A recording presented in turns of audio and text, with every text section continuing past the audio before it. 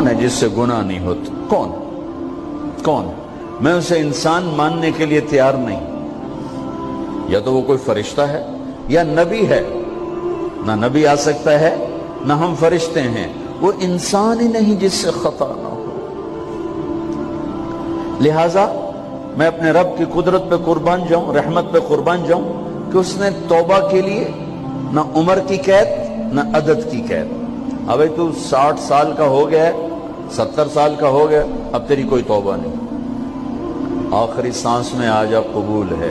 ابھی تیری 100 دفعہ ٹوٹ چکی ہے توبہ, اب 101 دفعہ قبول نہیں, 1 کروڑ دفعہ توڑ کے آ جا, قبول ہے.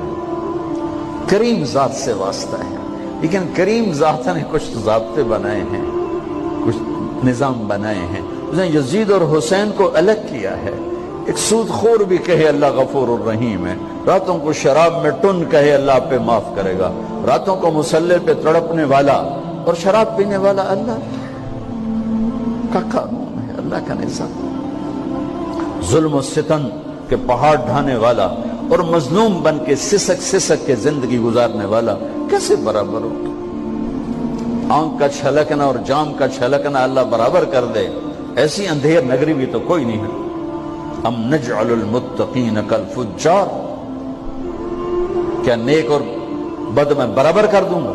افنجعل المسلمین کالمجرمین ما لکم کیف تحکمون. اس لیے بھائی بہنوں, معاملہ بہت آسان ہے اگر توبہ ہو جائے, اور جب گناہ ہو پھر توبہ ہو جائے, جب گناہ ہو پھر توبہ ہو جائے تو معاملہ آسان ہے. مشکل کب ہے؟ جب آدمی اکڑ جائے, معاملہ خطرناک ہے.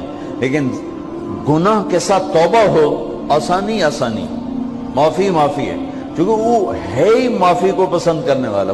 لہذا بھائی بہنوں, توبہ کی عادت بناؤ. دیکھو, ایک معاملہ اللہ اور آپ کا, اس میں بڑی گنجائش ہے. ایک معاملہ بندوں اور آپ کا, وہ بڑا اوکھا ہے. اللہ کے واسطے کسی کے عیب نہ دیکھو, کسی کی پگڑی نہ اچھالو, کسی کو بے عزت نہ کرو, کسی کی کمیاں نہ پکڑو, کسی پہ تبصرے نہ کرو. یہ بہت خوفناک کیس ہے.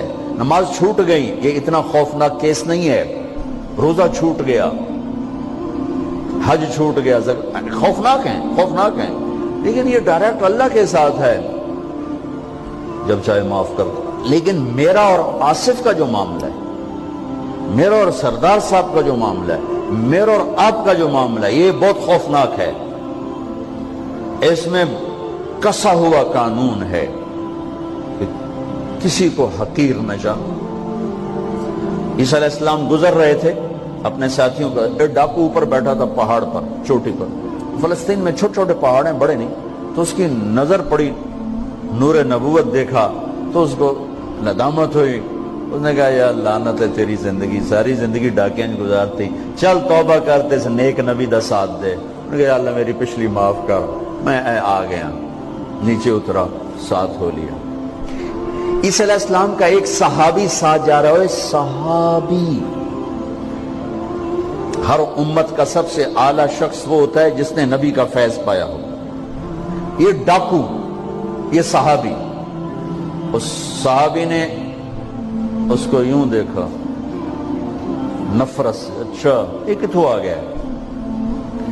ایک تکبر پیسے کا ہوتا ہے, ایک تکبر نیکی کا ہوتا ہے. یہ پردے والی عورتیں بے پرد عورت کو یوں دیکھتی ہیں, انہیں نہیں پتا کہ انہوں نے بے پردگی سے بھی بڑی تباہی پھیلا تھی. ایک پیسے کا تکبر ہے, ایک نیکی کا تکبر ہے. ہم دیندار لوگ ہیں, ہم پردہ دار خواتین ہیں, یہ بے غیرت بے حیا ہیں. اور میں نے تو ناچنے والیوں میں بھی اللہ کی محبت کو دیکھا. اب نسیم وکی کی والدہ فوت ہوگی, میں نے اس کا جنازہ پڑھا ہے, تو سارے اداکار اکٹھے تھے. میں نے تھوڑا سا اللہ کے نبی کا ذکر کیا. میں نے جتنا ان کو روتے دیکھا, میں نے آج تک کسی کو ایسا روتے نہیں دیکھا. ہر مومن کے دل میں ایمان ہے. عرفات وہ میدان ہے جہاں میرا اللہ کہتا ہے اتنے گناہ لاؤ جتنے بارش کے قطرے, اور اتنے لاؤ جتنے ریت کے ذرے, اور اتنے لاؤ جتنے درختوں کے پتے, آ کے معافی مانگو, سب معاف کروں گا.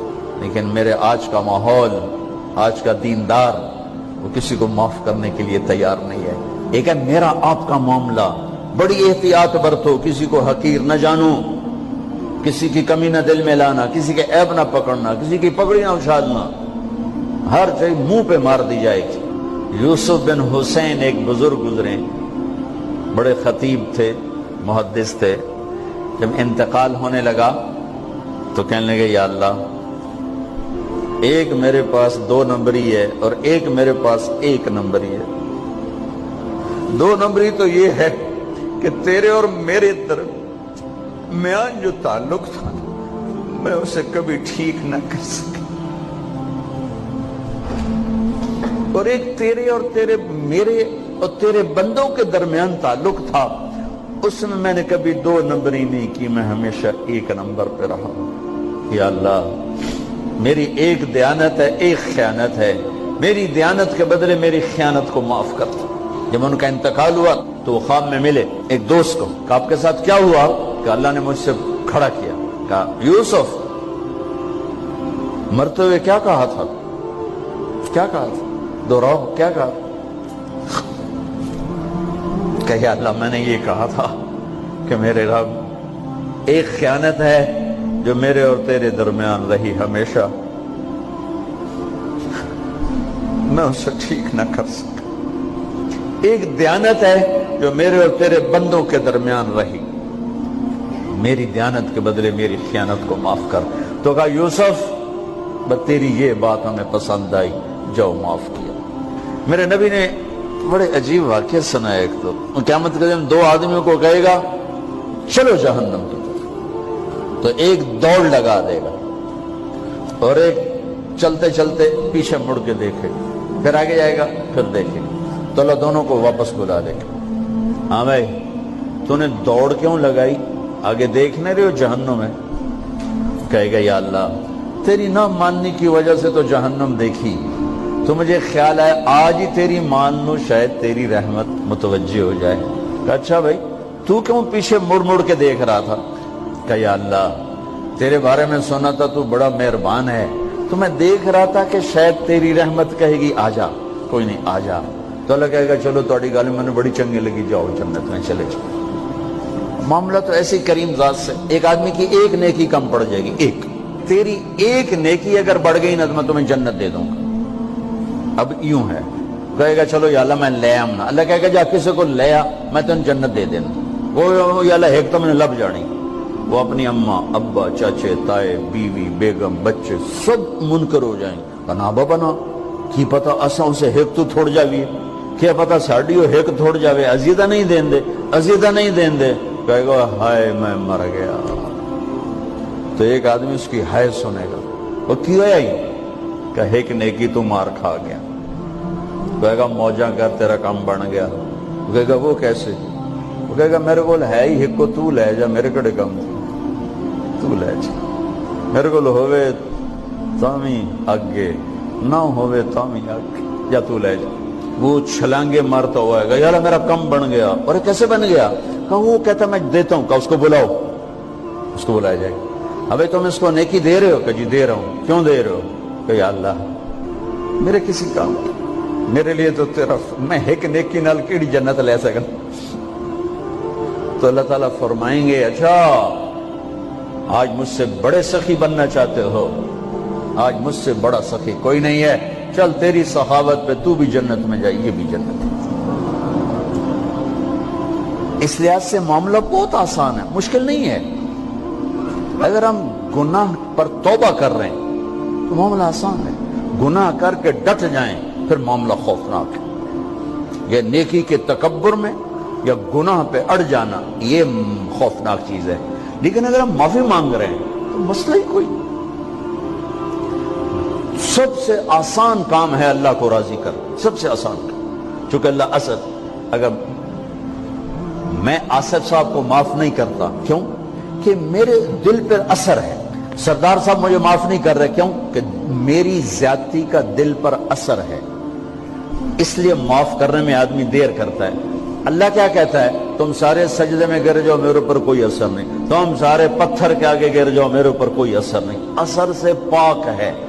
لہذا ادھر منہ سے نکلتا ہے یا اللہ معاف کر، اور ادھر سے جواب آتا ہے جاؤ معاف کر دیا. اتنا بھی نہیں کہتا ہوئے دوبارہ تو نہیں کرو گے, دوبارہ تو نہیں کرو, اتنا بھی نہیں کہتا. اوے پھر کرو گے, جاؤ معاف کرو, جاؤ معاف. میرا بندہ